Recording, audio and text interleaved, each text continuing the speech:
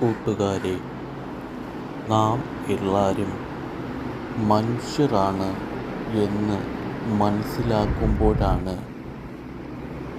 നമ്മുടെ മനസ്സുകളിൽ മാനുഷിക മൂല്യം വരുന്നത്. അതായത് മനുഷ്യർ എല്ലാവരും ഒന്നാണ്.